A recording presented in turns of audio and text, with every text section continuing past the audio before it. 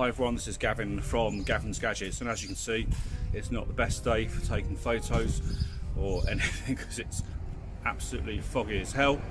So here I have the OnePlus 7 Pro, and I just thought I'd give you my initial first impressions of this particular phone. The first thing I want to show you is the fingerprint sensor. It's really fast. The under-screen fingerprint sensor is one of the fastest I've ever used, and to be honest, it's fine. It's as good as having Touch ID with a physical capacitive. This under-screen sensor works very well. Not so well if you have wet hands, but it's not too bad.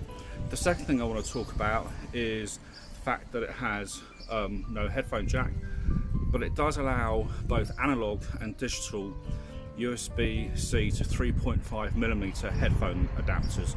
So that's pretty cool. It can just act as a pass-through if you've got an adapter, or if you've got a special adapter with a DAC in it, that works just as well. So very, very good.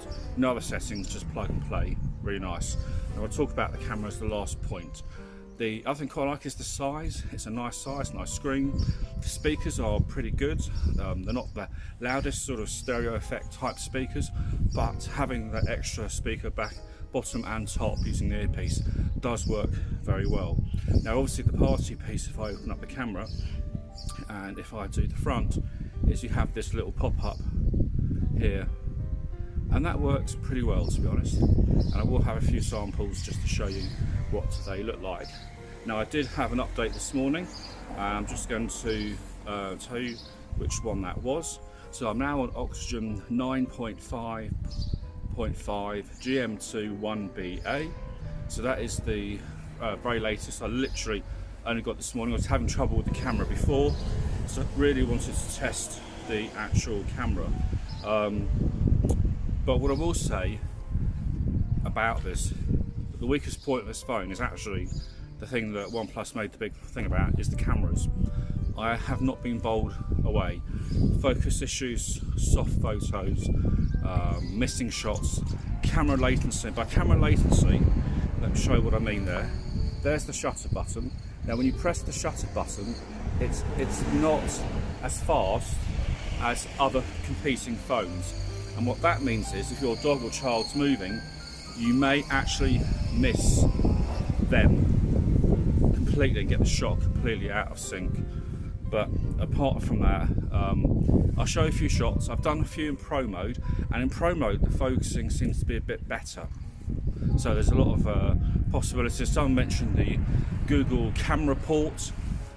Yeah, that'll probably improve things, but really OnePlus should be putting out a decent camera app. No excuses, not at this price.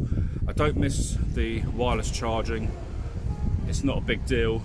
It'd be nice, but it's not a big deal. I do like its fast charging. That's a nice positive. The screen's okay. I do like the screen.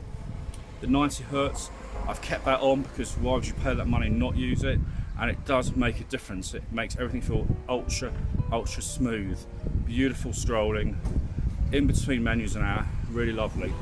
The 90 Hz on, I'm getting between 4.5 and 5 hours screen on time. Because I'm using it quite a lot, because it's quite new, I have been charging up or topping up every day just so I can comfortably know I'll get through the day. Headphone audio is really good. In the Dolby Atmos controls, there's a few extra settings as well where you can fine tune the type of sound, whether you want natural, balance, and there's two other options as well. That's pretty nice. The OnePlus Oxygen OS, it's lovely. It's got so many useful, helpful features and not much more. So that makes it really fast, really fluid. And overall as a phone, excluding the camera, it's very good. The camera is the biggest, weakest point. So what I'm going to do, now I'm going to show you some photos and some videos with this brand new firmware. I'm going to add commentary to all of it, and stay tuned for more on the OnePlus 7 Pro.